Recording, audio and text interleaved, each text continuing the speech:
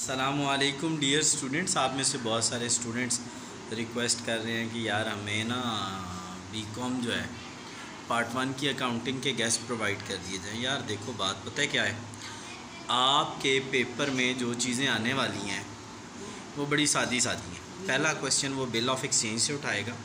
Bill of exchange का 4th question important है, 10, 11 important है और उसके बाद 17 से 25 तक इम्पॉर्टेंट है। तो पहला क्वेश्चन आपका वहाँ से आएगा। दूसरा क्वेश्चन आपका फ़ाइनल अकाउंट से आएगा। फ़ाइनल अकाउंट में से 15 से 23 के दरमियान, यानी 15 से 23 के दरमियान क्वेश्चन आएगा आपका। नेक्स्ट क्वेश्चन आपका रेक्टिफिकेशन का क्वेश्चन आपका आएगा 8, 9, 10, 11, 12, 13 इनमें से आएगा। ठीक हो गया। उसके बाद आपका नेक्स्ट नॉन ट्रेडिंग का आपका क्वेश्चन वो उठाता है 7, 8, 9, 10, 11 इनमें से उठाता है। और लास्ट जो है आपका सिंगल एंट्री सिस्टम।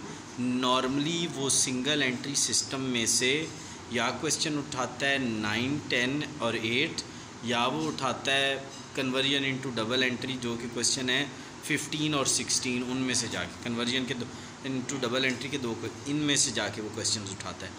तो ये क्वेश्चंस हैं, आप इनको तैयार कर लें, आप आराम से बड़े अच्छे तरीके से पास हो जाएंगे। हाँ, अगर आपको किसी फॉर्मेट में, किसी सोल्यूशन में, किसी एंट्री में मसला आ रहा है तो यार वी आर अवेलेबल, हम गाइड करेंगे आपको।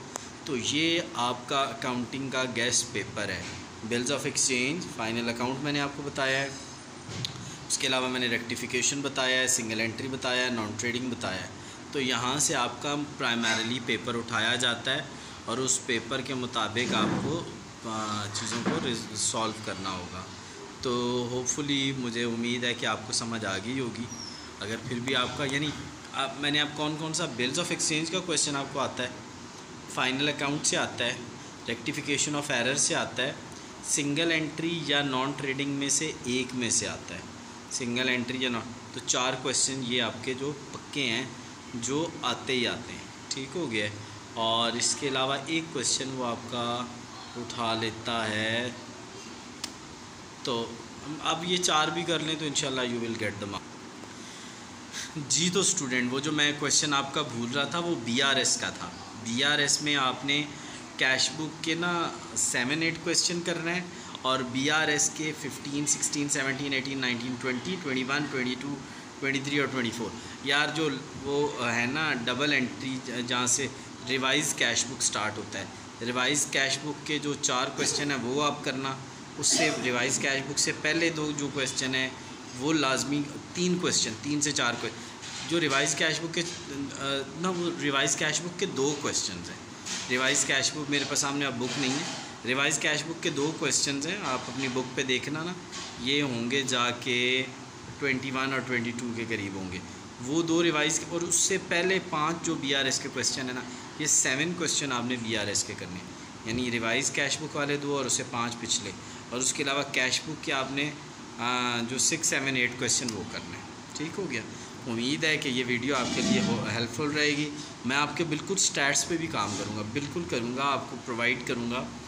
आपसे रिक्वेस्ट है कि कोई इशू हो तो आप मुझे कांटेक्ट करें, मेरा नंबर आपके पास अवेलेबल होता है। स्टैट्स की पूरा साल हमने फ्री क्लासेस दी हैं, तो जिन लोगों ने पढ़ा है उनके लिए गुड लक, और जो नहीं पढ़ सके वो नेक्स्ट टाइम जब सेकेंड ईयर में जाएंगे आप लोग, नेक्स्ट ईयर जब सेकेंड ईयर में आप जाएंगे तो हम कॉस्ट अकाउंटिंग की फ्री क्लासेस देते हैं, तो आपने ज्वाइन कर लेना है ताकि हम आपकी मदद कर सकें।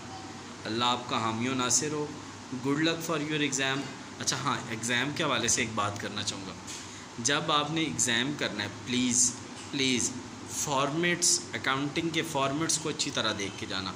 कहाँ डेबिट लगना है, कहाँ क्रेडिट लगना है, कहाँ अमाउंट लिखना है, कहाँ रुपीज़ लिखना है, कहाँ हेडिंग डालनी है, अकाउंट जहाँ लिखना है तो अकाउंट पूरा लफ्ज़ लिखना है, कहाँ सामने मसलन कैश अकाउंट डेबिट आगे लाजमी लिखना है, नीचे टू क्रेडिट जब करना है तो 2 और नीचे नरेशन बड़े अच्छे तरीके से लिखनी है।